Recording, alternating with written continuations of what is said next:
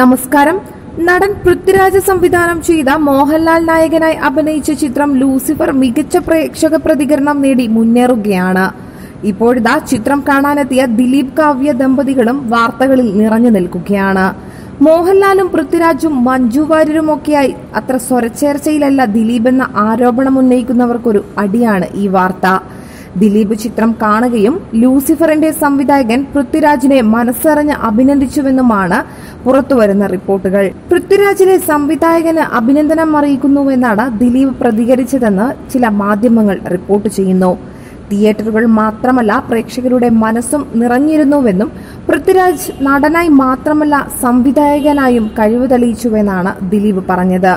ഈ സിനിമ തനിക്ക് ഒരുപാട് ഇഷ്ടമായെന്നും താനൊക്കെ ഇന്നും പേടിച്ചു നിൽക്കുന്ന കാര്യമാണ് സംവിധാനമെന്നും തിരക്കിട്ട സിനിമാ ജീവിതത്തിനിടയിൽ അഭിനയവും സംവിധാനവും നിർമ്മാണവുമൊക്കെ എങ്ങനെ കഴിയുന്നുവെന്ന അത്ഭുതവും ദിലീപ് പങ്കുവച്ചെന്നാണ് മാധ്യമങ്ങൾ റിപ്പോർട്ട് ചെയ്യുന്നത്.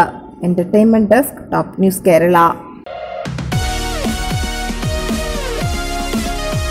വാർത്തകൾ ഉടനടി അറിയാൻ top news Kerala YouTube channel subscribe ചെയ്ത് ബെല്ലൈക്കൺ അമർത്തി ലൈക്ക് ചെയ്ത് ഷെയർ ചെയ്യുക.